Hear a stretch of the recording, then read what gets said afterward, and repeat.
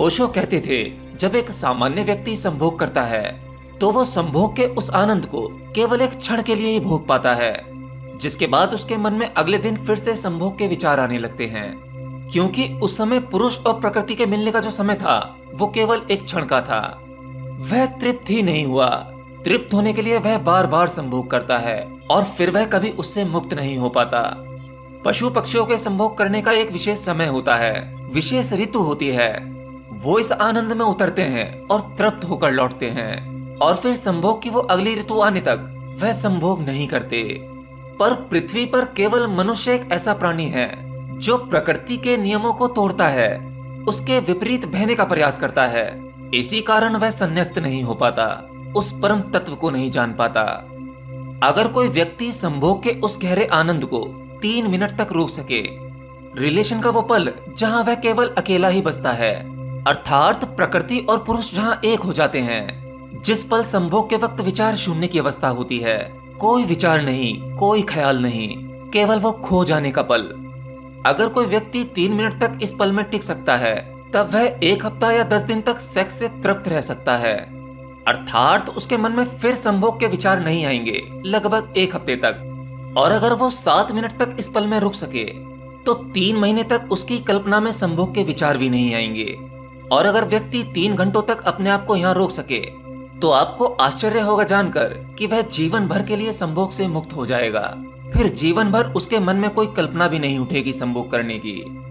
लेकिन आमतौर पर मनुष्य का अनुभव केवल क्षण भर का होता है। 3 घंटे तक उस अंतिम छोर पर रुकने की कल्पना करना भी मुश्किल है। लेकिन ओशो के मुताबिक ये बात सत्य है कि अगर व्यक्ति 3 घंटे तक उस संभोग की अवस्था में या कहूँ समाधि के उस क्षण में रुक जाए तो उसका वो एक ही संभोग पूरे जीवन भर के लिए काफी है। वह अकेला संभोग आपको इतना तृप्त कर देगा, इतना अनुभव, इतना बोध छोड़ देगा कि उतना जीवन भर आपके लिए पर्याप्त है। केवल एक ही संभोग के बाद व्यक्ति ब्रह्मचर्य को उपलब्ध हो सकता है, परंतु व्यक्ति जीवन भर न जाने कितने संभोग करता है, कितनी स्त्रियों के साथ करता है, पर फिर भी वह समाधि को उपलब्ध नहीं होता। आप देखेंगे व्यक्ति जैसे जैसे बूढ़ा होता चला जाता है, उसके शरीर की शक्ति चूकने लगती है, परंतु काम वासना के विचारों से वह मुक्त नहीं हो पाता, क्योंकि हम पूरा जीवन चुका देते हैं पर संभोग की कला को नहीं समझ पाते, उसके विज्ञान को नहीं जान पाते।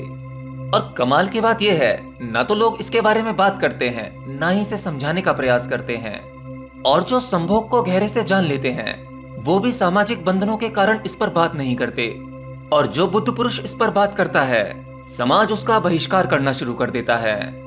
असल में हम अपने आप को पुरुष कहते हैं, सर्वश्रेष्ठ कहते हैं। कुछ अर्थों में देखा जाए तो हम पशुओं से भी बदतर हालत में हैं। स्त्री और पुरुष के संभोग को एक क्षण से 3 घंटों तक ले जाने का एक सूत्र भी बताया था। वो मैं आपसे कहता हूँ, अगर ओशो द्वारा बताए गए इस सूत्र को आप समझ गए तो आपको ब्रह्मचर्य साधने में बहुत आसानी हो जाएगी। तो सुनिए ओशो क्या कहते हैं। संभोग करते समय आपकी श्वास जितनी छोटी होगी, जितनी फास्ट होगी, आपके संभोग का समय भी उतना ही छोटा हो जाएगा। आपकी सांस जितनी शिथिल, जितनी शांत होगी, आपके संभोग का समय उतना ही लंबा हो जाएगा। अर्थात आपको अपनी काम वासना को रोकने का या उसका दमन करने का प्रयास नहीं करना है। आपको अपनी श्वासों को शिथिल और शांत करने का अभ्यास करना है। उसके बाद संभोग के समय को कितना भी लंबा किया जा सकता है। और संभोग के उस समय में आप जितना लंबा टिकेंगे उतना ही आपको वो अवस्था मिल जाएगी जहां निरअहंकार की अवस्था होती है, ईगोलेसनेस, साथ ही निर्विचार, जहां आपके मन में कोई विचार नहीं होते। ये एक ऐसा पल होता है जहां टाइमलेसनेस का अनुभव होता है, बिल्कुल वैसा ही जैसे समाधि में होता है, अर्थात आपके लिए समय भी नहीं होता। बस याद रखना कि उस समय आपकी श्वास अत्यंत शिथिल होनी चाहिए। आपकी श्वास शिथिल होते ही संभोग की गहराई, अर्थ और परिवर्तन शुरू हो जाएंगे। और दूसरी बात, संभोग के उस क्षण में आपका ध्यान आपकी दोनों आंखों के बीच जहां आज्ञा चक्र होता है, थर्ड आई, वहां पर लाना है।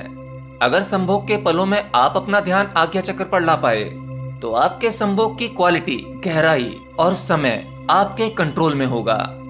इस प्रकार का संभोग व्यक्ति को सदा के लिए ब्रह्मचर्य के लिए प्रतिष्ठित कर देगा, और न केवल इस जन्म के लिए बल्कि अगले जन्म के लिए भी आपको तैयार कर देगा। अब इतना सुनते सुनते आपके मन में कुछ विरोधाभासी प्रश्न आ रहे होंगे। जैसे संसार में ऐसे भी बहुत से सिद्ध पुरुष हुए जिन्होंने शुरू से ही ब्रह्मचर्य का पालन किया, जिसमें से एक है स्वामी विवेकानंद। वो तो बिना गहरे संभोग के अनुभव के ब्रह्मचर्य में स्थित रह पाए, तो क्या उन्हें समाधि का अनुभव नहीं हुआ होगा? तो इस पर ओशो क्या कहते हैं? अब चाहे स्वामी विवेकानंद हो या ऐसे और भी ब्रह्मचारी, इन्हें बिना अनुभवों के ब्रह्मचर्य उपलब्ध नहीं हो सकता। अब अनुभव चाहे इस जन्म का हो या पिछले जन्म का हो, जो जिस जन्म में ब्रह्मचर्य को उपलब्ध हो जाता है वो अपने पिछले जन्मों के प्रयोग के आधार पर ही हो पाता है। अर्थात बिना गहरे संभोग के अनुभव के अखंड ब्रह्मचर्य में स्थित होने का कोई उपाय नहीं।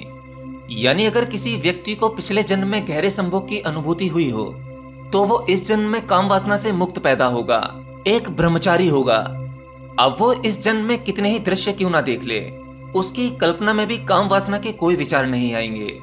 और इतना ही नहीं, उस व्यक्ति को हैरानी होगी लोगों को देखकर कि यहाँ क्या पागलपन चल रहा है, ये हो क्या रहा है। यहाँ लोग इसी के लिए जी रहे हैं। समाज में जितनी भी व्यवस्था जुटाई जा रही है केवल स्त्री पुरुष को भोगने के लिए, उसे ये सब कुछ बकवास नजर आएगा।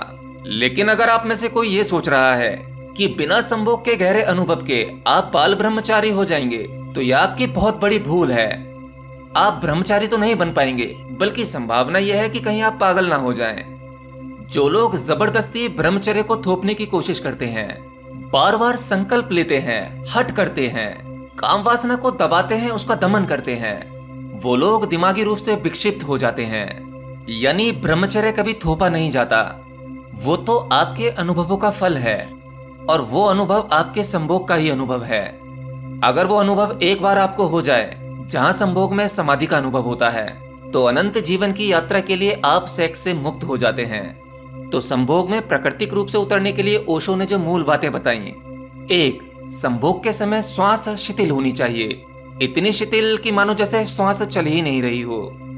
2. श्वास शिथिल होने के साथ साथ आपका ध्यान आज्ञा चक्र पर केंद्रित होना चाहिए। संभोग के पल में जितना गहरा ध्यान आपकी थर्ड आई पर होगा, उतना ही आप गहराई में जा पाओगे।